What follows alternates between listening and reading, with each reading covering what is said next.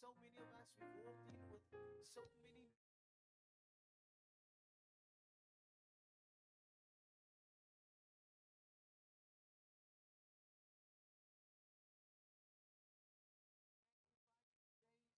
thank you for your greatness. And we thank you once again that we can exalt you this morning. In Jesus' almighty name. Say, exalt.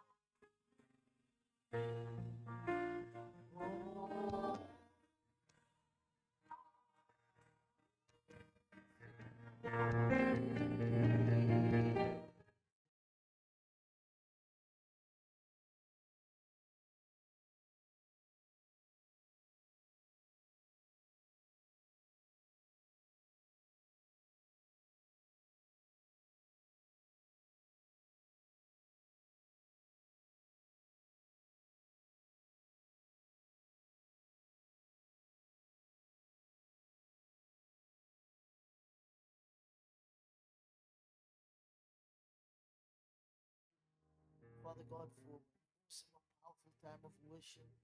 Thank you, Father, that you deserve it all. We thank you for your word this morning. We thank you that your word is alive, it is powerful, it is active, it's sharper than any two-edged sword. Thank you that your word speaks to us today. Thank you that Isaiah chapter 40 and verse 8 says that the grass withers and the flower fades, but the word of the Lord endures forever. Thank you that your word endures forever. Thank you that we can build our lives on your word. Because your word is yesterday, today, and forever the same. And so we honor you for it. Heaven and earth may pass away, but your word will by no means pass away. Your word endureth forever. And so we bless you and we honor you this morning for your word. And all God's people say, Amen, amen. You may be seated this morning in the presence of the Lord. Hallelujah. Praise the Lord. Praise the Lord. Hallelujah. Are you glad you're in the house of the Lord this morning? Amen. I'm glad you're glad. Amen. I'm glad that I'm in the house this morning. Amen. If you have your Bibles with you, we're going to go to the book of Luke, the Gospel of Luke. It's Matthew, Mark, and then Luke. It's the third book in the New Testament. We're going to a very popular passage of scripture this morning. We're going to Luke chapter 15. And we are going to be, oh, now I sound like Luther Vandross. Hallelujah. Thank you. Don't they know who it is? Okay, I don't know any of the young singers either. So, amen. Luke chapter 15, and we're looking at the story of the prodigal son this morning. And we're talking about the cost of restoration today.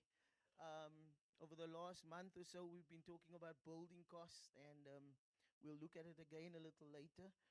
But so we're talking about the cost of restoration in Jesus' name. Amen. And we're going to read together. It's Luke chapter 15, verses 11 to 24. And it says, Jesus, and this is the words of Jesus, it is a parable of Jesus. And so Jesus continued. He said, there was a man who had two sons.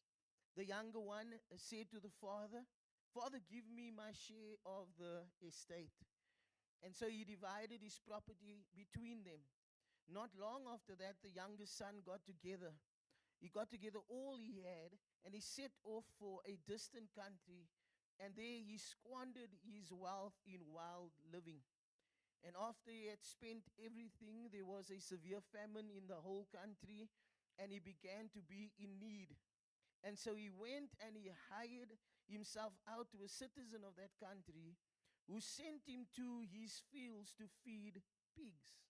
He longed to fill his stomach with the pods that the pigs were eating, but no one gave him anything. Verse 17, and when he came to his senses, he said, how many of my father's hired servants have food to spare? And here I am starving to death. I will set out and go back to my father and say to him, Father, I have sinned against heaven and against you. I am no longer worthy to be called your son. Make me like one of your hired servants. So he got up and he went to his father. But while he was still a long way off, his father saw him and was filled with compassion for him. And he ran to his son, he threw his arms around him, and he kissed him. And the son said to the father, Father, I have sinned against heaven and against you. I'm no longer worthy to be called your son. But the father said to his servant, Quick, bring the best robe and put it on him. Put a ring on his finger and sandals on his feet. And bring the fattened calf and kill it. And let's have a feast and celebrate. Verse 24. For this son of mine was dead and is made alive again. He was lost and is found. And so they began to celebrate. Hallelujah. What I love about the kingdom of God is that it is a kingdom of restoration. What I love, and I've written the word love in my notes here in capital letters, is the fact that God has the ability to restore. How many of you know that we were all lost? But when he found us, he didn't just bring us in. When he brought us in, because the Bible says we were like lost sheep and he is the good shepherd. And when he found you and he brought you back into a place of safety, then what he did is God restores us. Hallelujah. And so he restores us to a right relationship with himself. And how did he do that? He did it through the gift of forgiveness and the gift of justification. He made us righteous again. And that gift came through the body and the blood of our Lord Jesus Christ. That was our focus last week. The cost of his blood. Hallelujah. And so God paid a price so that we could be redeemed in Jesus' name. But not just redeemed, he bought us back. And when he brought you and me back, he restores us. Hallelujah. In Jesus' name. So whatever the enemy and whatever life has thrown at you, I've got good news for you this morning. We serve a God who is able to turn things around again. He's turning it around again. Hallelujah. Weeping may endure for a night, but joy comes in the morning in the name of Jesus. God is a God who restores. Hallelujah. Hallelujah. And so in Scripture, we see the power of restoration. In the Old Testament, when we spoke about this a few weeks ago, the cost of obedience, we see that God restores the health of Nahum. In the story of Jacob, when he wrestled with God, we see that God restores Jacob and God blesses him in Jesus' name. God restored Ruth and Naomi. And in the New Testament, we see that Jesus now continues with this ministry of restoration. He restores sight to the blind. He restores the ability to walk to those that are lame. He restores hearing to the deaf. And he restores new skin to the disease. And we read all about that in the Gospels. And in each of these accounts, Jesus didn't just heal a condition. But what he did was he restored life. He restored security. He restored hope to a broken people. Hallelujah. What I love about the God that we serve is he is a God of hope this morning in Jesus' name. You might have come walking into this house this morning and you feel broken. You might have come walking into the house this morning and you feel like you've lost so much. But there is hope this morning. Hallelujah. Because we serve a living God in Jesus' name. There is hope this morning because God loves you in Jesus' name. And if you were the last and the only person on the face of this planet, he would still have sent Jesus to die for you so that he could restore you and so that you can become all that God has called you to be in Jesus' name. You are not worthless. You are worth it all in Jesus' name. When God looks at you, he says you are the apple of his eye. Hallelujah. You mean a lot to God. You mean a lot to God. You mean a lot to God. God loves you. You mean a lot to God. Hallelujah. And that is why God does not want to see us live defeated lives. That's why I love the kingdom of God, is because, man, it's only in the kingdom where you see God will take something that is broken and He'll make it whole again. And even if you're scarred, and even if, man, you've made so many mistakes, you know what? God has got the power to beautify the scars in our lives in Jesus' name. Hallelujah. Hallelujah. Amen. Amen. Amen. Amen. Amen. Amen. Amen. I'm going to have to preach them alive again this morning, Lord. Help me, Jesus. Help me, Lord. Help me. Our main passage of scripture this month was, or for this series, is Luke 15, verses 14 to, now I'm talking nonsense here. Luke 14, sorry. Just edit that out. I wasn't supposed to say that to all our Facebook viewers. Welcome in Jesus' name. But in Luke chapter 14 and verse 28, this is our scripture, and it's been our main scripture for this last month or so. It says, suppose one of you want to build a tower. Won't you first sit down and estimate the cost? Building always costs something. In order to build a strong marriage, how many of you know it's going to cost sacrifice? To build healthy families, it's going to cost forgiveness.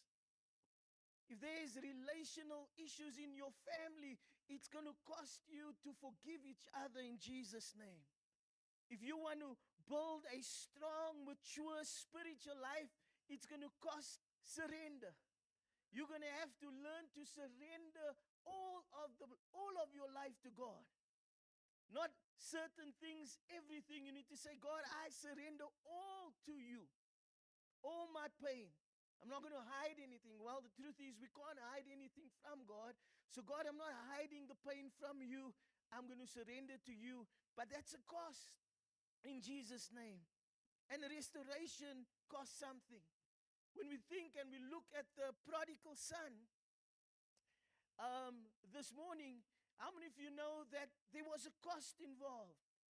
There was a cost for the father. It was a cost of heartbreak. I don't know if I'm the only dad here this morning, or should I say parent here this morning, but my heart would break if for some or other reason, man, my children were so angry and so mad at me that they would just walk out of my family. It would break my heart. I remember counseling a family many years ago, and this family was going through a very difficult season. And in the middle of that difficult season, the father and the daughter had a huge blow up. They had a huge argument. And the daughter just left the home. The father phoned me the next day, and he was heartbroken. She didn't even leave to go far. She just went down to live with other family members, but his heart was broken. Now imagine the heart of the father. Because the reality is, this story, the prodigal son, the father represents Father God. The prodigal son really represents us as his children. And it hurts the father. When the son left the home, he was heartbroken. And so there was a cost involved. There was a cost involved. He was heartbroken in Jesus' name. Not only that, but how many of you know there must have been some sleepless nights that he went through. We're at an age now, and Alexa, I'm gonna have to use you again as an example. Alexa's at the age now where she's done with school, and so we're navigating a new season. And she's at university, and God blessed her, and we were able to get her a small car. And so now there's this new freedoms and stuff that is coming. Pastor Audrey, and in Afrikaans to our American viewers, it says, it maak my hart klop. You know, there's the rhythm of my heart just changes sometimes, because on Friday, she said they're going to be watching rugby. Wits played against some other university, and then afterwards they were going out to a mall to go and eat. So I told her, I said, every step of the way is a WhatsApp. Dad, we're watching the rugby. Dad, the game is finished. Dad, I'm walking to the car. Dad, we're leaving varsity now. Dad, we're on our way to the mall. Dad, we're done at the mall. Dad, I'm on my way home. When she sent me that one, Dad, I'm on my way home, I went on the Life 360 app. I followed that whole journey home. And you can ask her, where's Alexa? Alexa, when she came, when that thing said, Alexa arrived at home, I was standing at the garage door at past 11 at night. Why? Because I couldn't sleep. So can you imagine how this dad felt when his son just left home? When his son went to another country and his son was living a wild life. Imagine how this dad felt. There was a cost involved. It was a cost of love because the father loved the son. The Bible puts it this way. It says that every day he would wake up and every day he would look into the distance and he would say, my son, is my son coming back home today? There was a cost involved in Jesus' name. Hallelujah. And so this is what we want to speak about this morning. Is because when he returned and he came home, and I want my prodigal son to come up this morning. You need to take off your hat, you need to take off your shoes and your socks, and you need to come and join me. Thank you, my prodigal son. You can't look so quiet. You need to look like somebody that lived a wild life. Yeah, take off your socks. Take off the socks. I should have warned you, JJ, but you always sharp, so I hope your ears are right. Take off your cap also. Because that's all right. Awesome. You look good. Want you welcome the prodigal son this morning? Amen. I'm the father.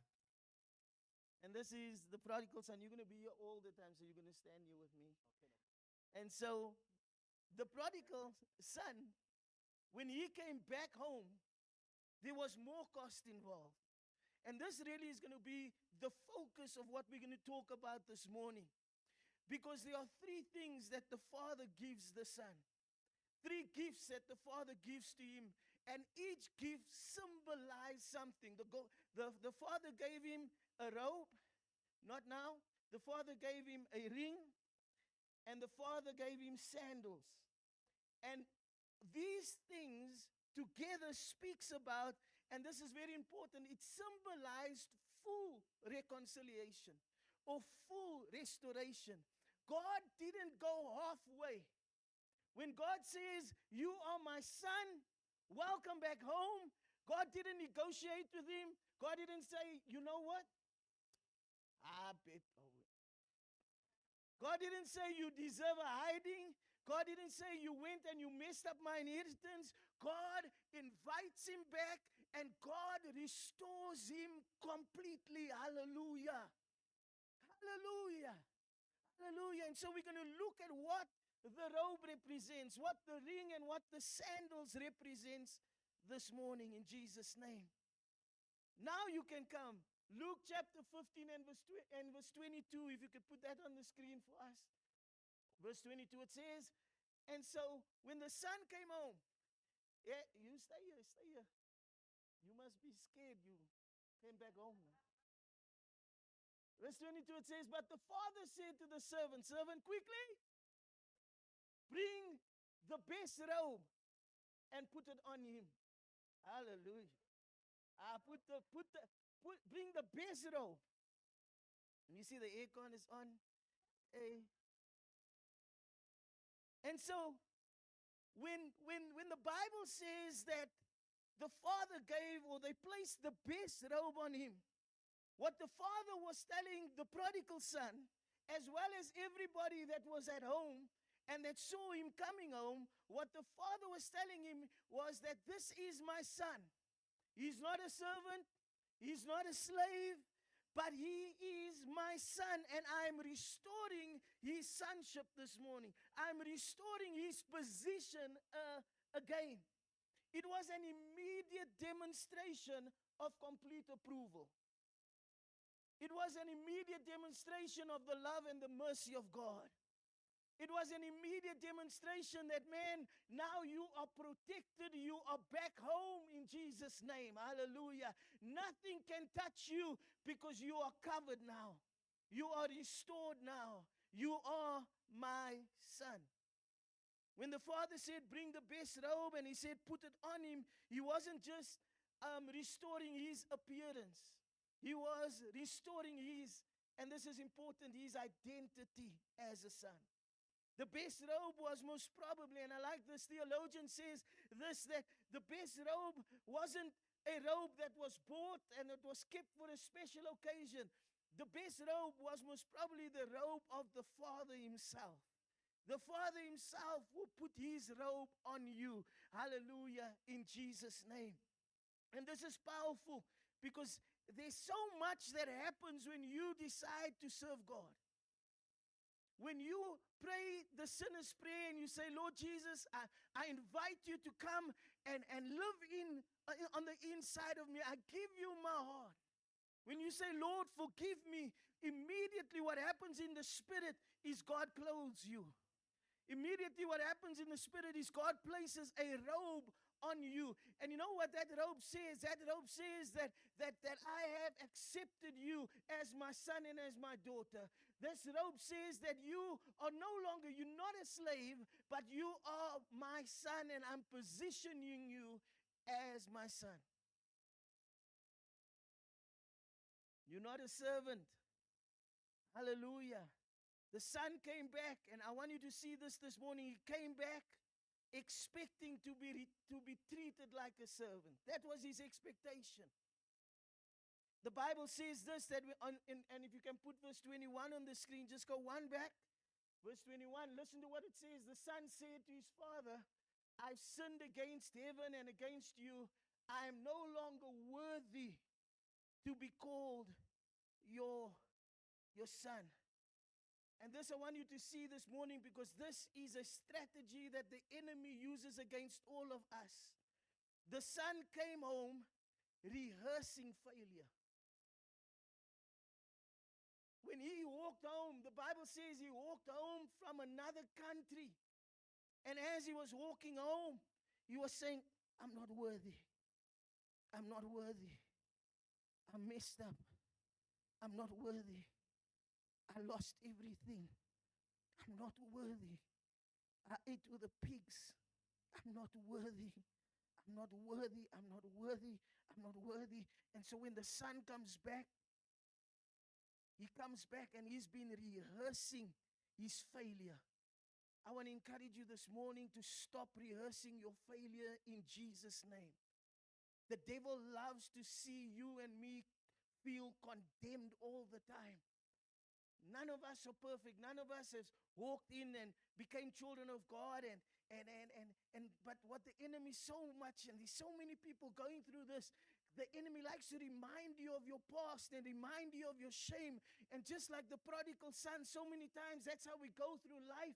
We have these difficult days because all we can think about is, God, I'm not worthy. But I'm here to encourage you this morning that you are worthy, not because of anything you've done, but because God has placed a robe over you, because God himself is covering you in Jesus' name.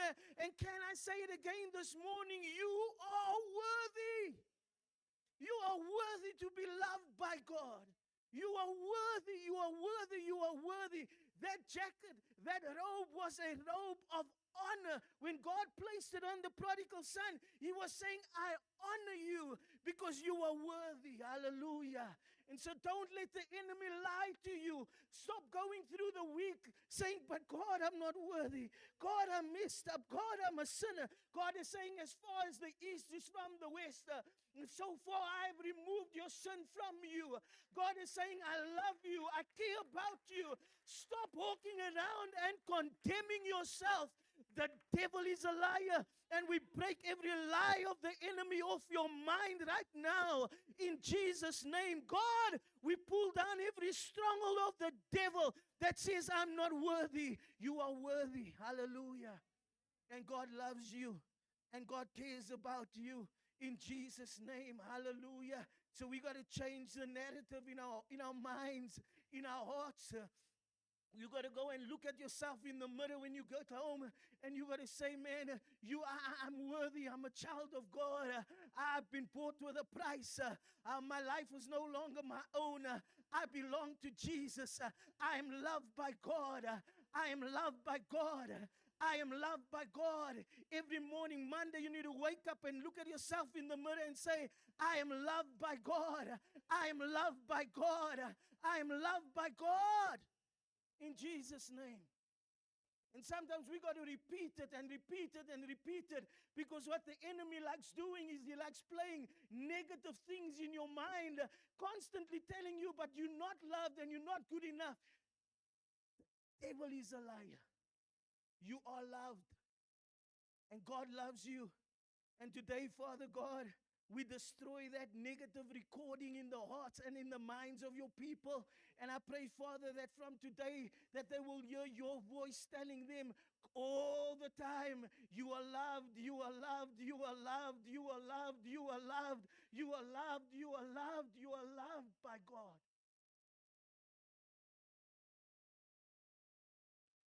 Amen. Hallelujah. The robe silenced the shame. When they put the robe on him, it silenced the shame. What God was saying is, I don't, you know what, when he came back, he says, Father, I'm not worthy. You notice the father's response, he ignores him. He ignores him. He says, Makho, he says, quickly, he says, come on, get the robe and let's cover him one more time, because he's loved. He's my son. Hallelujah. It silenced the shame. You know what it says? It says you may have been in a pig pen. And I want somebody needs to hear this morning, but you've never been a pig.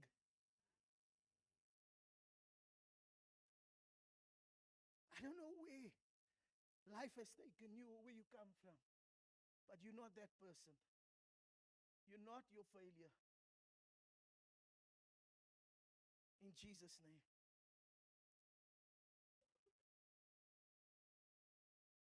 Hallelujah. I don't think I need to preach that this morning. I think you got it there. In Jesus' name. You know what this robe was saying? It was saying that you might have wandered off, but you've never stopped being mine. Amen. Hallelujah. You've never stopped being God's.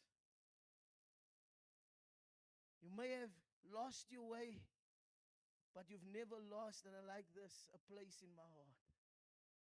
You are always in the heart and the mind of God.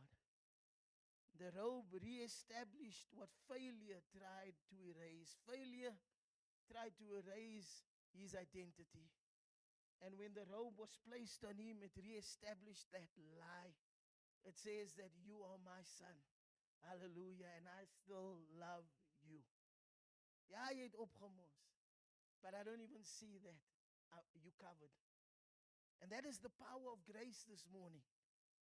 God doesn't restore us based on where we've been. He restores us based on who we are to him. Hallelujah. Hallelujah. And you are loved by God. You may have lost confidence. You may have even lost time. And you may have made mistakes. But when the Father puts his robe on you, he's declaring that we are still family. He's declaring that you still belong.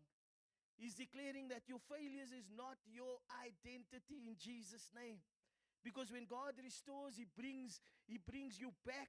He doesn't bring you back as damaged goods. He brings you back as a son or as a daughter of the Most High God. Number two, so number one is the robe, restored identity. Number two, the robe covered shame, and we kind of touched on it as well. The son returned broken, most likely dirty and disgraced. And the robe covered his past, his failures, and his condition. I like Psalm 103, and I think I mentioned it earlier, but there's two words that I want to put in here as well. It says, as far as the east is from the west, so far he has removed our transgressions from us. Another version of the Bible says, so far he has removed your wrongdoings from you. Another one, I like this, and this was most probably for the prodigal son. So far he has removed your rebellious acts from you. God remembers it no more. Eish. This was it represented honor and acceptance, and really prophetically, what this robe represented is that when God clothes us, it's not based on our performance, but it's based on His grace. Amen. There are also other robes in the Bible. Very quickly, there is I love Isaiah 61 and verse 10. If you can put that on the screen, because it speaks about two robes. It shows us two robes or two pieces of clothing that God places on us. Isaiah 61 and verse 10. Okay, I'm going to read it. It says that He has clothed us with garments of salvation, and He has arrayed us in garments of righteousness. This garment, when the Father placed this robe on Him, it was also seen as a robe of righteousness. How many of you know that righteousness speaks about being in right standing with God? Righteousness is not earned by man. It's not, we've received the righteousness of God in Christ Jesus. Amen. It means that you are in right standing with God. Isn't that crazy? Here was a young man that went out, he lived a wild life, Pastor Sharman.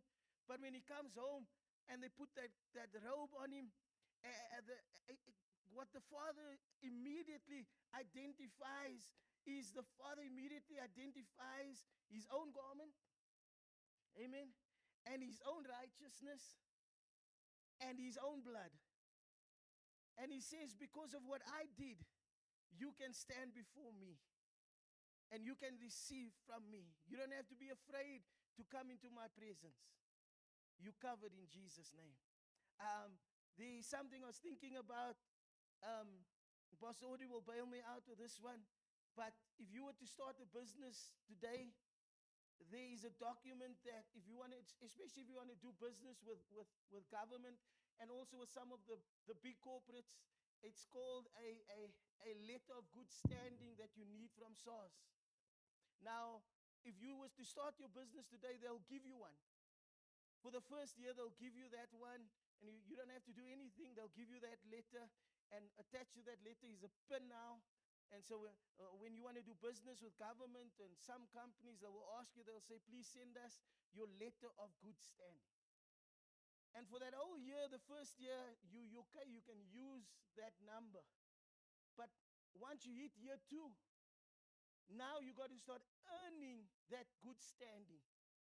Because from year 2, you now need to, SARS is going to start asking you for documents to prove that you are in good standing. So you can't steal your VAT money. You can't eat your taxes. You got to have a good bookkeeper, a good accountant that's working with your stuff, so that when you have business, imagine you up for a 5 million rand contract, and here they ask you, give us your letter, and you say, hi. And they go through your tax, and the accountant says, hey, man, but what did you do with this and that and that? We can't give you your letter. It means you lose the business. But you have to earn it. But as a child of God, you don't have to earn the righteousness of God that is in Christ Jesus. You don't have to earn your right standing. You have been, when God places this coat on you, immediately He says you are in right standing with me. There's nothing that you can do. Your good works is actually as filthy rags in my sight.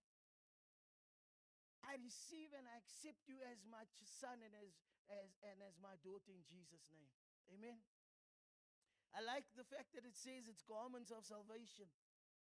It speaks about your deliverance. It speaks about a new life in Christ Jesus. Hallelujah. I don't know if I'm the only one, but growing up, there was times in my life where I used to feel, hey, Lord God, can't I just start over? Can't I just start over? Why was I born in South Africa? These are the things that sometimes the things that we battle with. Can't I just start over?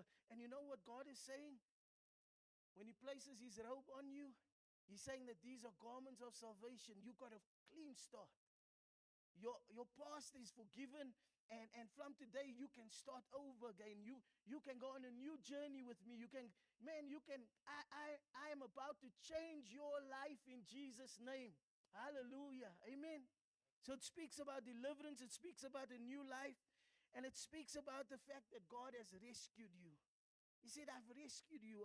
Colossians 1 and verse 13, it says, for he's rescued us from the dominion of darkness, and he's placed us into the kingdom of the Son that he loves.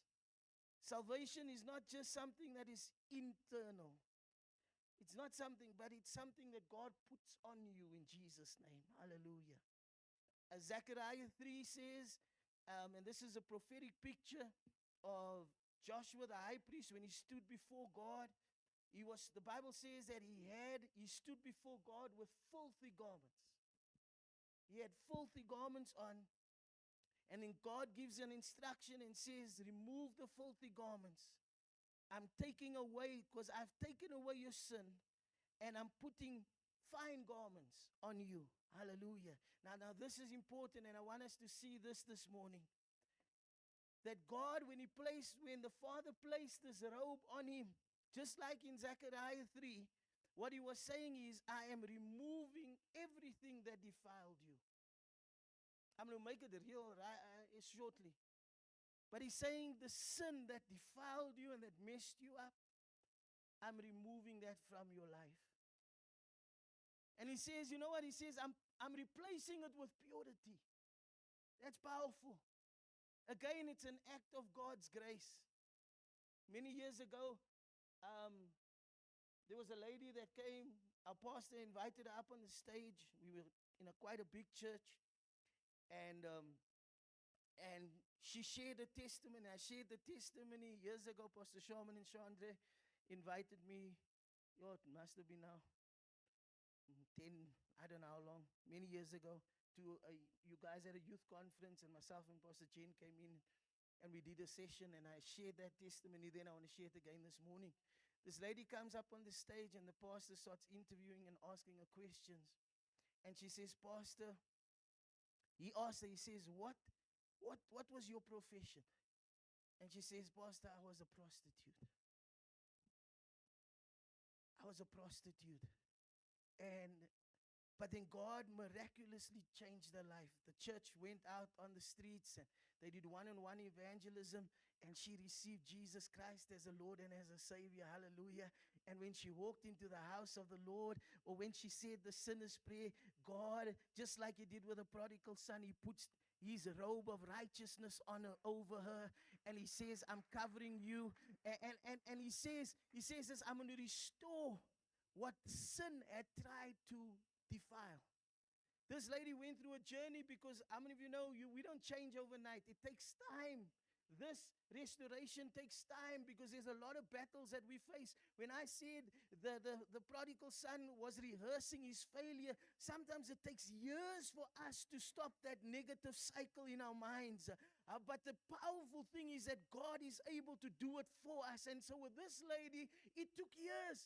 When she stood there in front of, with our pastor on the stage, it must have been 6 years later, but God had done a work on the inside of her. And she said, Pastor, I felt unworthy. I felt that nobody would ever love me. But as God started restoring me, I caught the eye of a young man. And Pastor, I want you to know that I fell in love. And for the first time in my life, a man loved me for me. She said, Pastor, as we got closer, then he took me up on the mountain, and he gave me a ring, and he asked me to be his wife, and I said, yes. She said, but Pastor, every night I'd cry because I'm defiled. I'm not worthy. I'm defiled. I'm not worthy. She said she started praying as it drew nearer and closer to the wedding day. She said, Father God, I need you to restore me. And you know what happened? On the night of their wedding, when they consummated their marriage, her virginity broke. God restores what the enemy tries to defile. This woman was a prostitute. She gave her body to men, but on the day of a man, on a wedding day, God restored her virginity. God can restore you this morning in Jesus' name. I'm here to encourage you today that when God places His garment of righteousness over you, what God is saying is, whatever sin tried to defile, I have restored you and I am healing you in Jesus' almighty name. Hallelujah. Hallelujah. Hallelujah. We serve a God who restores in the mighty name of Jesus. Pharaoh placed a garment or a robe of fine linen on Joseph. And it was a picture of promotion and favor. What I love about God is that God doesn't just restore us, He also elevates us. God is elevating, and God wants to elevate you this morning in Jesus' name. Hallelujah. God wants to promote you this morning in Jesus' name. Hallelujah. Even if it means 12 people are caught stealing, God is going to bless you. God is going to turn that thing around. He's turning it around in Jesus' name.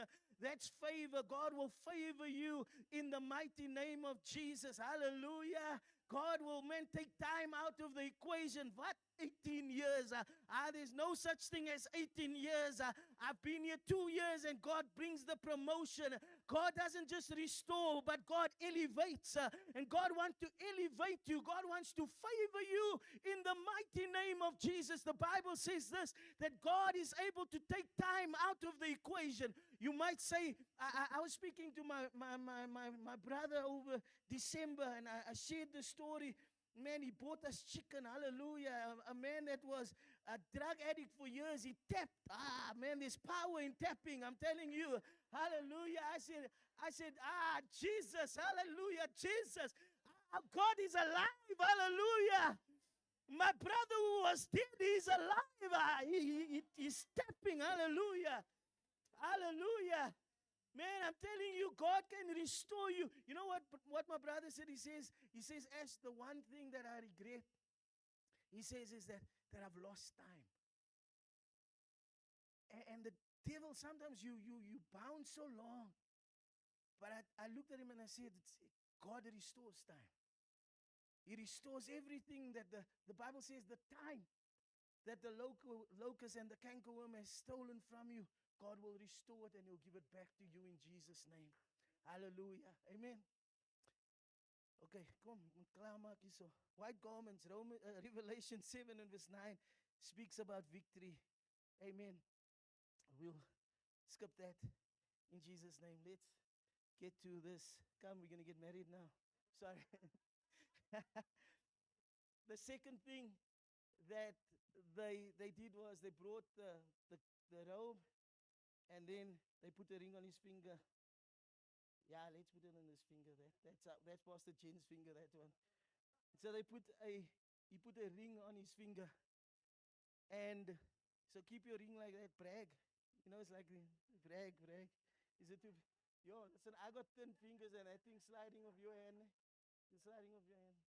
You need to eat more, man. You need to eat more, pup. Okay. But what I want you to see here is this ring wasn't for decoration. This ring represents restored authority and a gained position. In the culture of their time, a ring, especially a signet ring, it was used to seal documents, it was used to conduct business, and it was used to represent the family.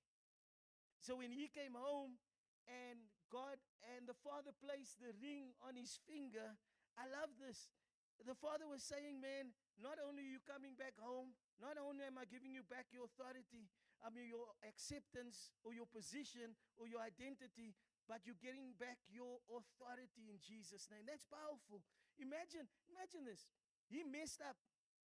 He went and he lived like a wild man. He lost everything. He comes back home, and the father says, listen here, go do some business for me. I trust you even though you messed up.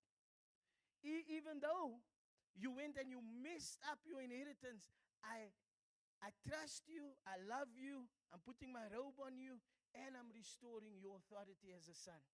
That means you can go into the marketplace and you can transact on behalf of me and my family. When you show this ring, you're representing my family. You're saying, I am the Son of God Himself. It doesn't matter if they question where you come from. It doesn't matter if they question your past and your failures. This ring says it means absolutely nothing. You are my son and you represent me. If you command someone, they have to move in Jesus' name. You're not catching it this morning. Hallelujah. Hallelujah. You just look at your hand this morning. Look at your hand. I need a hands up. Look at your hand this morning. Now, in the spirit, when you became a child of God, God placed His ring of authority on your finger. You might not see it, but the devil knows it in Jesus' name.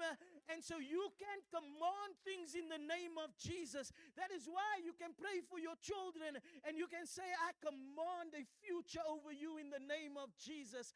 I speak life over you in the name of Jesus. I speak the life of God, the prosperity of God over you in the name of Jesus, because God has given me a ring of authority. That means I can rebuke the devil in the name of Jesus. That means whatever comes against my family, I can rebuke it in Jesus' name. Not because of my authority, but because in the Spirit, God has placed a ring on my finger. Hallelujah. And if you don't want to do it, then be like Michael, the archangel. When he came up against Lucifer, he says, the Lord rebuke you. I won't rebuke you, but God Himself rebukes you in Jesus' name.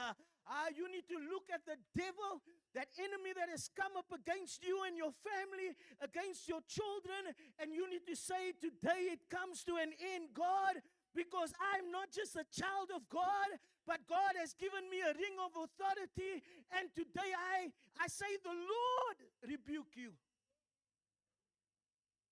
If you're too bang to take Him on, say, Lord, the Lord rebuke you. I do it all the time.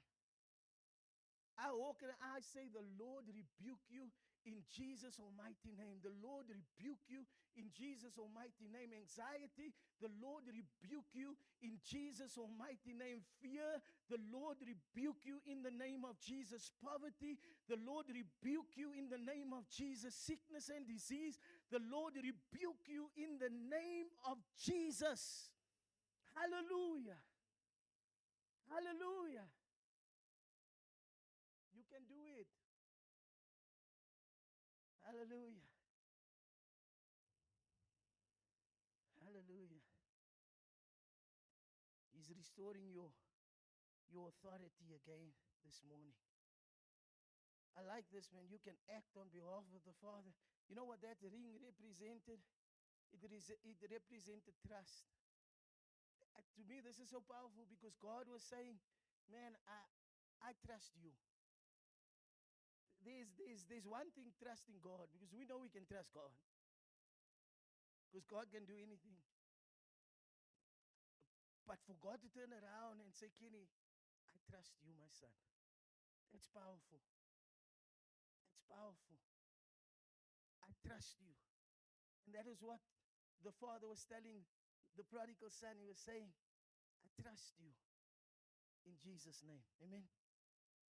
Hallelujah. We're almost done. We're almost done. Trust has been restored. We know the story of Joseph. The Bible says in Genesis 41 and verse 42 that when that Pharaoh took off his ring and he placed it on the finger of Joseph, and again it represented leadership, it represented trust to govern, and it represented delegated authority. Pharaoh said, you can go and you can speak to anyone, you can make any demand, you can ask for anything, just show them the ring. Hallelujah. It gives you legal authority to operate in Jesus' name. Amen. So the robe carried identity, restored identity. The ring restored authority. And the last one this morning, and somebody say amen. But please continue, Pastor. The last one is they put sandals on his feet. Hey, bring hy Crocs. It's modern day sandals, ladies and gentlemen. Modern day sandals. And I pray for those of you that don't believe in Crocs, I pray that from today you will believe in Crocs in Jesus' name. Hey, yeah. I used to see people walking around with this, and I hated it till I bought it. And when my feet slid into a croc, my life has never been the same again. I wear them every day, every day. If I could wear them to meetings, I would, because they are from the Lord. Amen. Now, the sandals of his feet it carried a huge significance, especially back in the day, because in biblical times, servants and slaves walked around bare feet. They weren't allowed to wear shoes. So when he came back, he came home without shoes on his feet. When everybody else looked at him and they judged him and they said, hey, listen, you just like one of us. And so the father says, no, quickly come. Bring the robe, put the ring on his finger, and bring the sandals, because he's not a slave. He's a son. He's not a slave. He's a son. You're not a slave. You're a child of God. Hallelujah. You're not a slave to fear. You're not a slave to the lies of the enemy. You're a child of God. And when God restores you, He restores you fully. Our God doesn't do half jobs. Yeah, clap, Anna. She's trying to kill that mosquito. Timing was good. But you're not a slave. I'm no longer a slave to fear. I am a child of God. Hallelujah. You're a child of God. Amen. The prodigal son came back with a plan in his mind. His plan was, Lord, just make me like one of your hired servants. But the father refused that man's mindset. And the sandals declared that you don't have to work your way back into the family. You belong here. I like this. It speaks about freedom.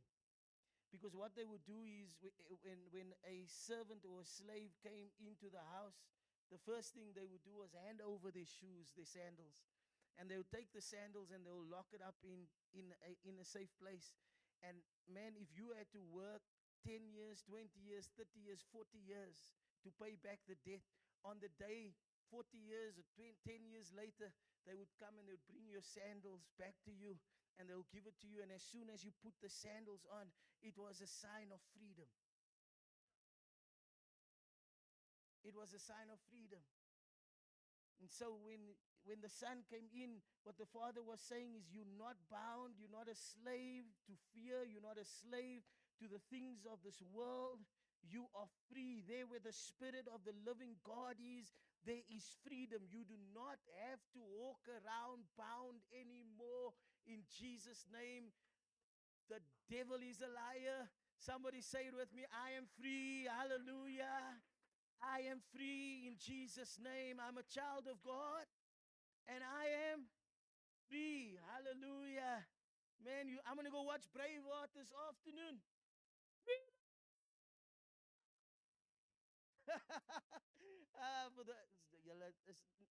Not the young people don't know that story. I know. But anyway, go and watch it. It's a good story. And you're going to shout there. You're going to put on a skirt and you're going to shout, freedom! You can't take my family, but you can't take my freedom. Amen. And so God, when He put the sandals on His feet, it symbolized freedom. It symbolized the end of poverty. It symbolized the end of bondage. And then once again, it symbolized ownership. Hallelujah. In Jesus' name. God gives you back your identity. Amen. Thank you, sir. Yes. Thank you. You are now fully restored. Please give my ring to my wife.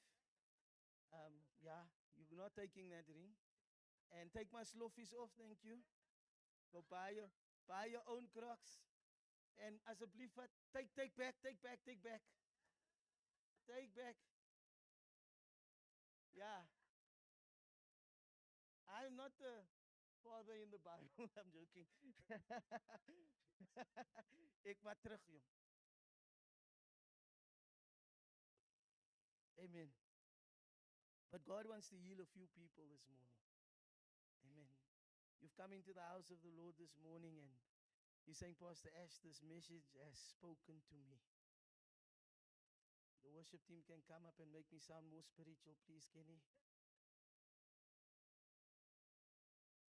I'm no longer a slave to fear. I am a child of God. We're not going to prolong it this morning, but if you're here, please stand with me this morning. You're here, you're in the house, and you're saying, Pastor Ash, I need you to pray for me. If you're struggling with things of your past, if you're struggling with a bad record in your head, you're struggling with the enemy constantly reminding you that you're not worthy, you're not worthy, you're not worthy, and you're saying, Pastor Ash, I just need you to pray with me and for me, then please come. Please come this morning. Please come. And we're going to pray with you and we're going to pray for you this morning in Jesus' name. If you need prayer this morning, now, please understand the anointing is in the house right now for this moment. Don't come to me when we walk out of the door and I'm on my way to the car and say, Pastor Ash, I was too scared to come up for prayer. No, I want to encourage you this morning. If you need prayer right now, if you need a breakthrough right now, if you need a reassurance in the spirit right now, then you need to respond and you need to say, I'm coming home, Lord. Just like the prodigal son, I'm coming home. There had to be a response from him. He had to jump over the pig pen and he had to say, God, I'm coming home. I've been feeling like a pig, Lord. But this morning I heard I am not God. I am loved by God. And if this word spoke to you this morning, then you need to come in Jesus' name. Hallelujah. And we're going to pray with you and for you in the name of Jesus. Hallelujah. If you need prayer this morning, please come. We're going to sing the song one time and then we're going to close the service. Hallelujah. To our Facebook viewers, we want to say God bless you. We love you. We see you next week in Jesus' name.